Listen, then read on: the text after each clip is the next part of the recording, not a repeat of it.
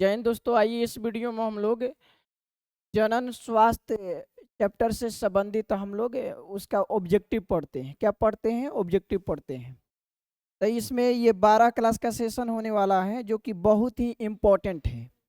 ये 12th class का session है, बायोलॉजी सब्जेक्ट है, जिसमें हम लोग जनन स्वास्थ्य से संबंधित ऑब्जेक्टिव देखने वाले हैं। सबसे पहले ये समझ लेते हैं कि जनन स्वास्थ्य होता क्या है। दोस्तों, जनन से संबंधित जनन से संबंधित कुछ ऐसा तकनीक लगाना, कुछ ऐसा गोलियां का सेवन करना जिससे जनन संबंधित होने वाले रोगों पर नियंत्रण पाया जा सके, तो उसको हम लोग जनन स्वास्थ्य बोलते हैं। समझ में आ गया दोस्तों? यानी जनन से संबंधित होने वाले रोगों पर नियंत्रण पाना जनन स्वास्थ्य कहलाता है। ठीक है, तो आइए सबसे पहले हम लिखेंगे अपने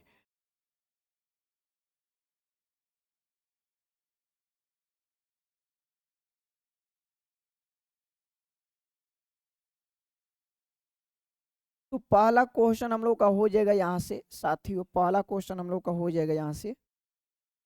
पहला क्वेश्चन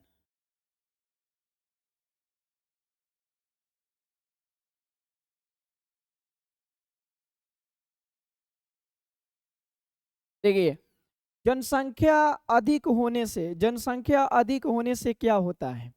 तो जनसंख्या अधिक होने से प्रति व्यक्ति आयु में कमी हो जाती है। यानी जो ऊर्ध्वाय होता है, ऊर्ध्वाय कम हो जाता है। ऊर्ध्वाय क्या हो जाता है? कम हो जाता है। प्रति व्यक्ति ऊर्ध्वाय क्या हो जाता है? कम हो जाता है। आप लोगों को मालूम होना चाहिए दोस्तों कि पहले के समय में लोग बहुत दिन तक जीवित रहते थे।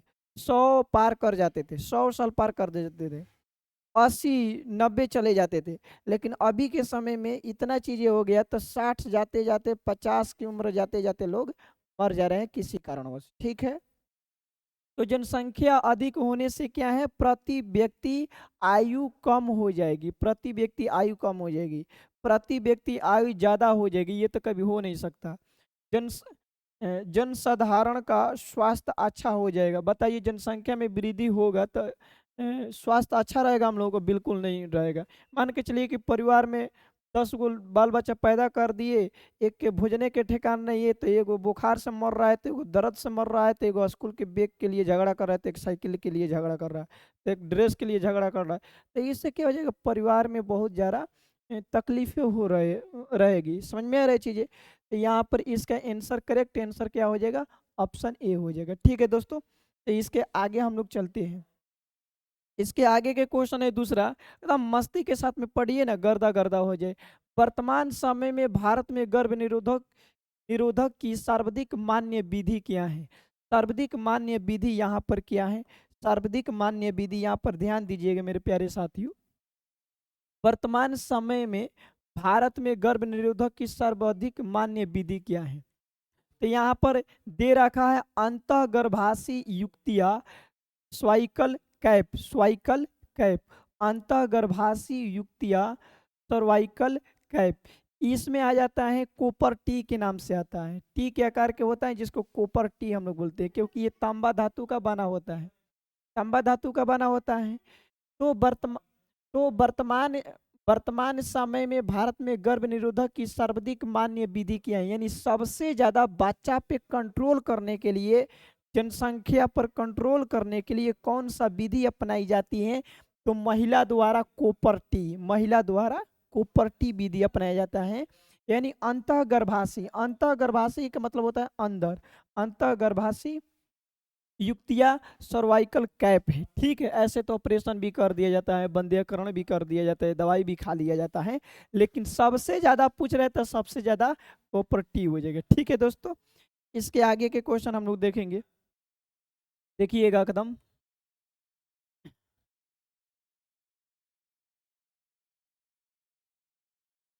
देखिए, गर्भाशय में कॉपर टी की एक प्रभावी एवं अंतः गर्भाशय युक्ति होने का मुख्य कारण क्या है?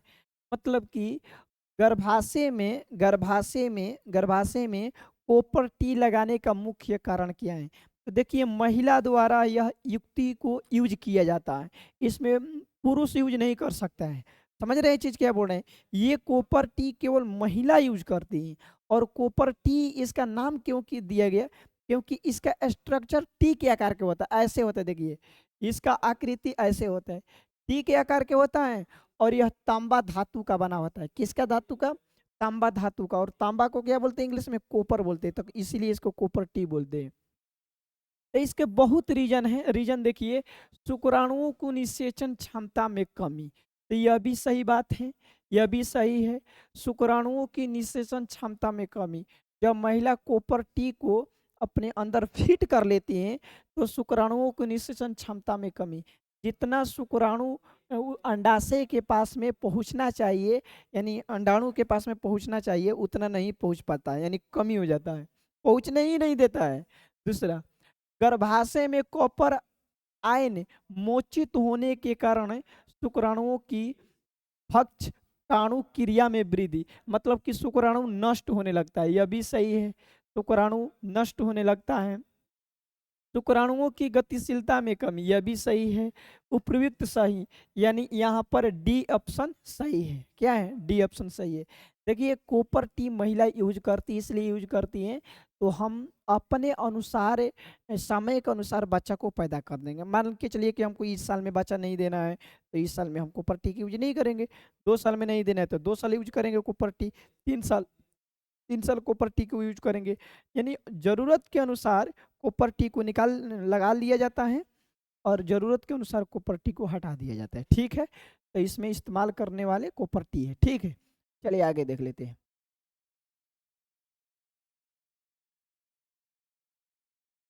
भारत में प्रथम जनगणना प्रारंभ हुई, तो दोस्तों भारत में पहली बार जनगणना 1891 ईस्वी में प्रारंभ हुई। कब? 1891 ईस्वी में भारत में जनगणना पहली बार। जनगणना का मतलब होता है कि देश भर में जितना लोग बावन, सबके संख्या को काउंट करना, समझ में रहे? मतलब कि देश भर में कितना जनसंख्या है सभी लोगों को काउंट करना। मान के चलिए कि एक घर में है 10 गो लोग, तो उस घर की जनसंख्या कितना है? 10 लोग हैं, 10 लोग का जनसंख्या है। ठीक है, तो भारत में कब स्टार्ट हुआ पहली बार? 1891 ईस्वी में। ठीक है, इसके आगे देख देख लीजिए। हाँ, हमेशा याद रखिएगा जनगणना 10 साल के बाद होता है। ठीक है, उच्च मृत्यु दर के कारण जनसंख्या में तीव्र ह्रास कहलाता है। उच्च मृत्यु दर के कारण जनसंख्या में तीव्र ह्रास कहलाता है। तो क्या कहलाता है? जनसंख्या जनसंख्या अवनपन, जनसंख्या अवनपन, जनसंख्या अवनपन। जनसंख्या अवनपन के मतलब ये होता है कि बहुत ज्यादा जनसंख्या में कमी महसूस होने लगती है, अवनपन होने लगता है, चीजें बहुत कम हो जाते हैं जनसंख्या। अब सोच के देखिए, बहुत सारे लोग मरने लगे। मृत्यु दर किसको बोलते हैं? निश्चित समय के अंदर बहुत सारे लोग मर जाते हैं तो उसको मृत्यु दर के नाम से हम लोग जानते हैं। ये कह रहे हैं रहा कि उच्च मृत्यु दर के कारण जनसंख्या में तीव्र ह्रास कहलाता है, मतलब कि बहुत सारे एकाएक एकाएक एकाएक बहुत सारे लोग मर गए, तो उस स्थिति को क्या बोलते हैं? जनसंख्या अवनपन बोलते हैं, याद रखिएगा हमेशा। ठीक है, एमनियोसेंटेसिस किसे कहते हैं? प्रक्रिया को क्या कहते हैं? देख भाई, जब बच्चा पेट में रहता है, जब बच्चा पेट में रहता है, तो पेट में अभी माँ के पेट में बच्चा है और उसके बारे में क्रियाकलाप, उसके गतिशीलता, कौन अंग विकसित हुआ कौन नहीं हुआ, क्या दिक्कत है, तो उसको जांच करने की विधि को बोलते हैं एमनियोसेंटेसिस बोलते हैं। याद रहेगा ना? यानी पेट में पल रहे बच्चों के बारे में जानकारी प्राप्त करना प्रक्रिया क्या कहलाता है? एमनियोसेंटेसिस कहलाता है। ठीक है, याद रहेगा आप लोगों को। तो इसमें देखिए दे रखा है, दे भी रखा है यहाँ पर, सी ऑप्शन में दिया है भ्रूण में अनुवांशिक विकार ज्ञात करने की। भ्रूण में अनुवांशिक विकार ज्ञात करने की। भ्रूण देखिए, भ्रूण किसको बोलते हैं? जब बच्चा माँ के पेट के अंदर रहता है तो उसको भ्रूण बोलते हैं। भ्रूण को इंग्लिश में क्या बोलते हैं? एम्ब्रियो बोलते हैं। ठीक है, और एम्ब्रियो के बारे में विशेष रूप से जानकारी प्राप्त करना दोस्तों एम्ब्रियोजेनेसिस कहलाता है। ठीक है, और जो डॉक्टर करता है एम्ब्रियोलॉजिस्ट कहलाता है। ठीक है, कोई दिक्कत नहीं है। तो इसमें आप लोग को याद रहेगा कि एमनियोसेंटेसिस एक प्रक्रिया है, माँ के गर्भ में पल रहे बच्चे के बारे में हम लोग अगर उसके जांच करते हैं, कोई दिक्कत नहीं है अनुवांशिक रूप से, तो उसको हम लोग बोलते हैं एमनियोसेंटेसिस बोलते हैं। यहाँ पर सी ऑप्शन सही है, भ्रूण में अनुवांशिक विकार ज्ञात करने के लिए। ठीक है। हृदय में विकार जानने की, दिमाग में कमी ज्ञात करने की, भ्रूण में अनुवांशिक विकार ज्ञात करने की, तो भ्रूण में अनुवांशिक विकार ज्ञात करने की। ठीक है, आगे देखिए। ये देखिए सहेली दवा है, इसका नाम ही ऐसा है, सहेली दवा। ये लखनऊ में बनता है। सहेली दवा भारत के कौन से शहर में बनता है? तो लखनऊ में बनता है। देखिए इसका नाम ही गजब है, सहेली दवा। सहेली दवा का उपयोग गर्भ निरोधक के रूप में किया जाता है, गर्भ निरोधक के रूप में किया जाता है। यानी जिस महिला को भी बच्चा नहीं चाहिए, जिस महिला को भी बच्चा नहीं चाहिए, तो उसको सहेली दवा का उपयोग करती है। और ये सहेली दवा एक दिन की नहीं होती है, ना 2 दिन की होती है, ये साप्ताहिक दवा है, याद रखिएगा, साप्ताहिक दवा है। ये सहेली दवा क्या है दोस्तों? साप्ताहिक दवा है। क्या है? साप्ताहिक दवा है, सहेली दवा। लखनऊ में बनता है, गर्भ निरोधक गोली है। चलिए अब देखिए आगे।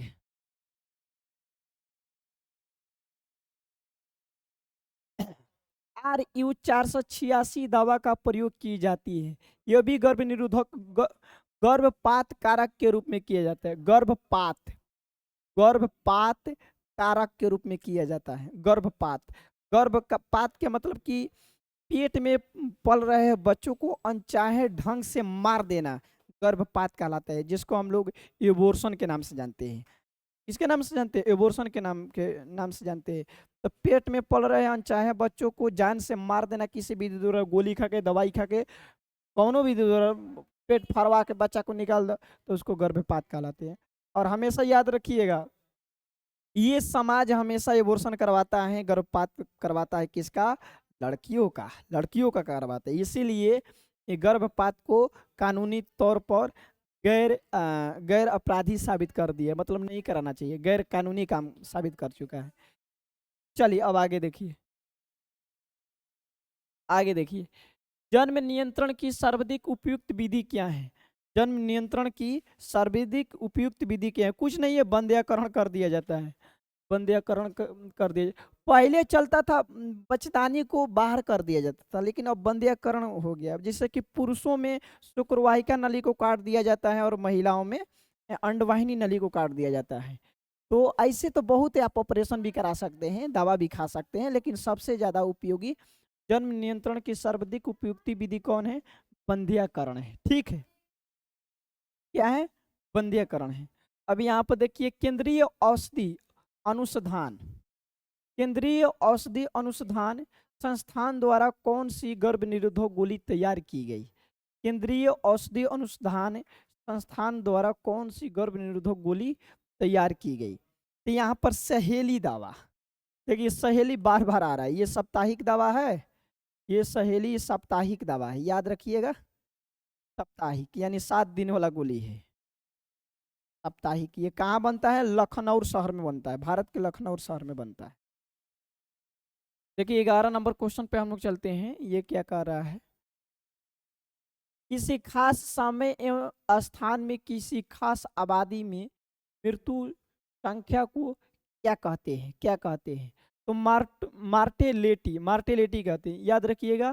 किसी खास समय एवं स्थान में किसी खास आबादी में मृत्यु की संख्या को क्या कहते हैं? मार्टेलिटी कहते हैं। इसको समझ लेते हैं, इसको क्या कहते हैं। किसी खास समय में और खास स्थान या जगह ले लिए, अचानक वहाँ की आबादी मरने लगे, मतलब कि मृत्यु होने लगे, घटने लगे, तो उसको क्या बोलते हैं? मार्टेलिटी बोलते हैं। ठीक है, चलिए आगे चलते हैं। यहाँ देखिए 12 नंबर क्वेश्चन क्या कर रहा है? निम्न में से कौन रेट्रोवायरस द्वारा उत्पन्न होता है? तो एड्स, एड्स नामक रोग जो है रेट्रोवायरस द्वारा होता है, जिसको HIV नाम से भी जानते हैं, याद रखिएगा, HIV नाम से भी जानते हैं, है ना। तो रेट्रोवायरस से कौन सा रोग होता है? एड्स होता है। कौन होता है? एड्स होता है। रेट्रो से हम लोग एड्स होता है। ठीक है, कोई दिक्कत इसमें नहीं है आप लोगों को, है ना। ये अधिकतर होता है शारीरिक संबंध बनाने से अलग अलग व्यक्तियों के साथ में, नहीं करना। इसका और ज़्यादा कारण है, लेकिन ये ऑब्जेक्टिव वाला वीडियो है ना। परिवार नियोजन कार्यक्रम प्रारंभ किया गया कब? 1951 ईस्वी में भारत में।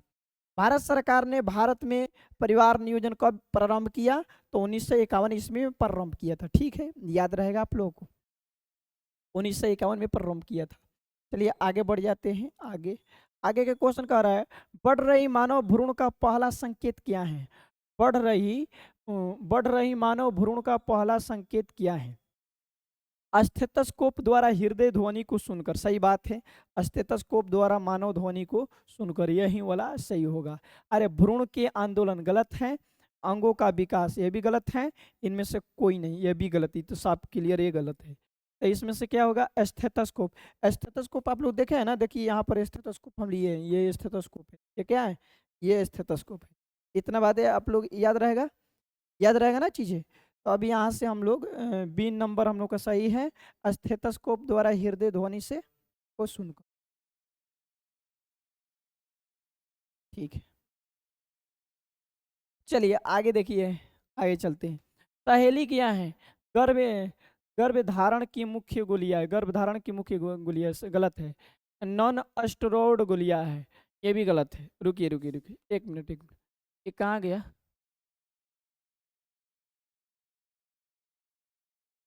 सहेली क्या है? तो गर्भधारण की मुख्य मुख्य गोली है, गर्भधारण की मुख्य गोली है, ये गलत है। नॉन स्टेरॉइड गोली है, ये सही है। मानव मादा के लिए मुख्य मुख्य गर्भ निरोधक गोली, ये भी सही है, ये भी सही।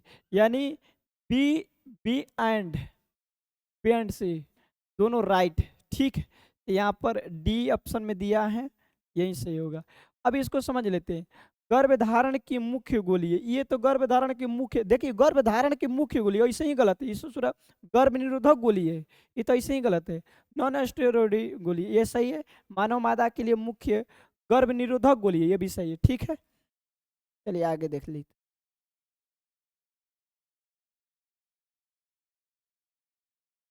प्रखनली शिशु के संबंध में सत्य है, प्रखनली शिशु के संबंध में सत्य है। देखिए बहुत मोस्ट इंपॉर्टेंट क्वेश्चन है, प्रखनली पर 2 नंबर के भी क्वेश्चन पूछता है, बहुत मोस्ट इंपॉर्टेंट क्वेश्चन है। प्रखनली शिशु के संबंध में सत्य है। देखिए क्या कह रहा है, पहला में मादा के जनन अंगों में निषेचन तथा प्रखनली में वृद्धि, निषेचन तथा प्रखनली में वृद्धि, ये तो गलत है। मादा के जननांगों में निषेचन, मादा के जननांगों में निषेचन नहीं होता है, उस पूरा प्रखनली के ट्यूब लाया जाता है, उसी ट्यूब में निषेचन करवा के फिर महिला के अंदर डाल दिया जाता है, अंतःरोपण किया जाता है। जन्म पूर्व शिशु को इनक्यूबेटर में रखना, यह भी गलत है, यह भी सही नहीं है। जननांगों से बाहर, देखिए जननांगों से बाहर बाहर निषेचन, निषेचन पहले करवा के, मतलब कि महिला के अंदर नहीं, जननांगों से बाहर निषेचन तथा गर्भाशय में परिवर्धन, यानी परिवर्धन कर दिया जाता है, यही सही है। सी नंबर ऑप्शन सही है, सी नंबर ऑप्शन सही है। इतना समझ लीजिए दोस्तों। प्रखनली शिशु में शिशुओं को पेट में हम लोग तो देखते हैं, लेकिन निषेचन के समय पेट में, महिला के गर्भ में निषेचन नहीं होता है, प्रखनली में होता है।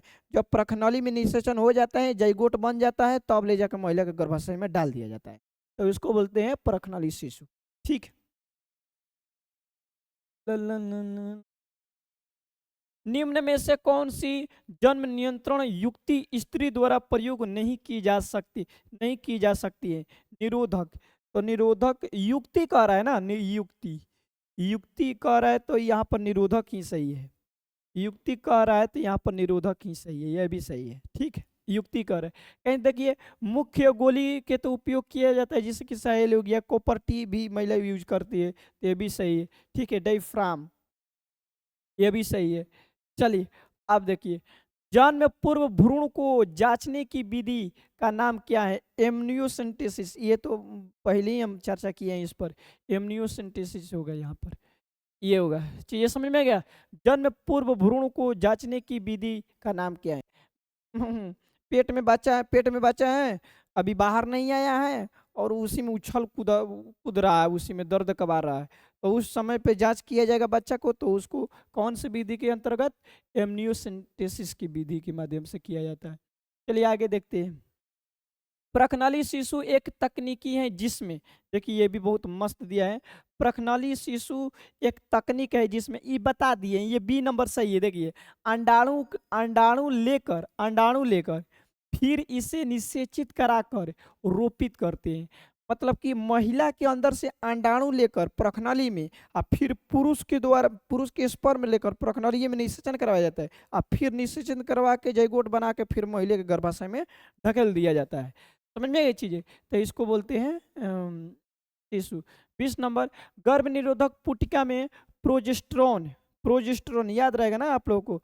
गर्भ निरोधक पुटिका में प्रोजेस्टेरोन, प्रोजेस्टेरोन हार्मोन है, क्या है? अगर कोई पूछता है कि प्रोजेस्टेरोन क्या है तो बोलिएगा हार्मोन है। हार्मोन है, प्रोजेस्टेरोन क्या है? हार्मोन है। तो क्या करे, अंडोत्सर्जन को रोकता है, एस्ट्रोजन का दमन करता है, भाग ससुरी, तो ऐसे ही गलत है। युग्मनज के एंडोमेट्रियम में व्यवस्थित होने को रोकता है, यह भी गलत है। उपयुक्त सभी, ये तू तो ऐसे ही गलत बोला। सही है, अंडो उत्सर्जन को रोकता है। क्या करता है? प्रोजेस्टेरोन हार्मोन में कमी, गर्भ निरोधक पोटिका में प्रोजेस्टेरोन हार्मोन क्या करता है? रोक देता है। ठीक है, कोई दिक्कत नहीं इस पर रहेगा। चलिए आगे देखते हैं।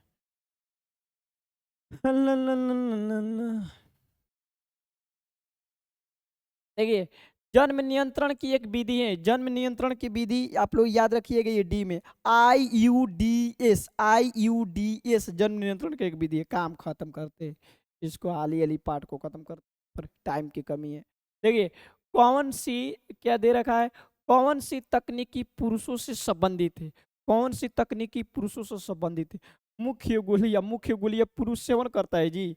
पुरुष सेवन करके क्या करेगा? मुख्य गुलिया को, मुख्य गुलिया को सेवन करके पुरुष का करेगा? ससुर स्पर्म कहता है कि ना हम जइबे करम, जइबे रुकबे ना करम, कतनो बढ़िया से बढ़िया गोली खा ला, सहेली खा ला, मालाडी खा ला, कुछ खा ला, स्पर्म बोलता ना जइबे करम, ससुर जो जइबे। तो ट्यूबेक्टोमी, ट्यूबेक्टोमी में तो मतलब पुरुष में अंडाशय अंडवाहिनी नली होता है थोड़े नहीं, तो ट्यूबेक्टोमी उसको अंडवाहिनी नली को काट दिया जाएगा, तो क्या हो जाएगा? वैक्सेक्टोमी। वैक्सेक्टोमी के में क्या होता है, तो पुरुष के अंदर जो शुक्रवाहिका नलिया होती है उसी नलिया को काट दिया जाता है। तो जब पुरुष के शुक्राणु नली को काट दिया जाता है ना, तो उसी को बोलते हैं वैक्सेक्टोमी। तो कौन सी विधि इसमें है? वैक्सेक्टोमी। याद रहेगा ना?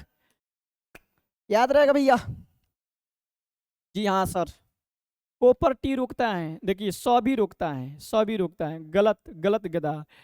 निषेचन को रोकता है, कॉपर टी रोकता है, निषेचन को रोकता है, अंड जनन को रोकता है, अंड जनन को रोकता है, रिप्टेरेसर की दीवारों पर एम्ब्रियो को बनने को, रिप्रोडक्टिव डक्ट में रुकावट को। अब अंड, अंड जनन को रोक देता है, अंड जनन को रोक देता है। कभी कभी निषेचन को भी रोकता है, मान के चलिए कि अधिक मात्रा में शुक्राणु नहीं जाएगा तो निषेचन को भी रोक सकता है। लेकिन ऑप्शन में अगर अंड जनन दिल रहेगा तो अंड जनन पे टिक कर दीजिएगा।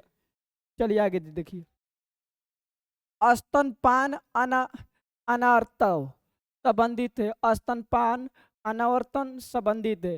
गर्भ निरोधक की अस्थायी विधि, आर्तव का अभाव, गर्भ निरोधक की अस्थायी विधि, एक यौन संचारित रोग, यही सही है। एक यौन संचारित, यौन संचारित रोग का मतलब क्या है?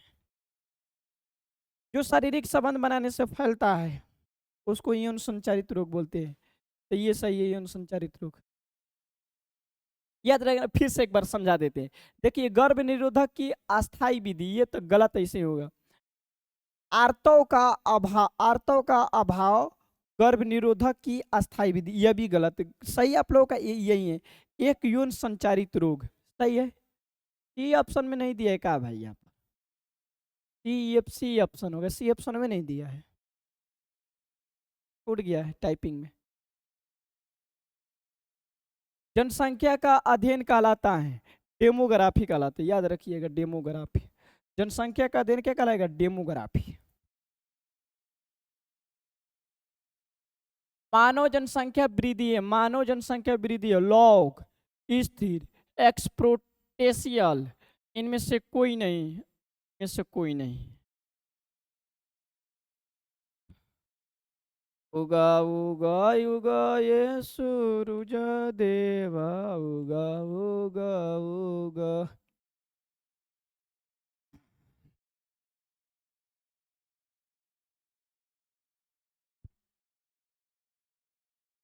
मानव द्वारा कौन सी सबसे बड़ी कठिनता का सामना किया जा रहा है। जनसंख्या विस्फोट, जितना मन हो के उतना बियाह शादी करके जनसंख्या पसारत रह, फिर आफत के पुड़िया बनत रह।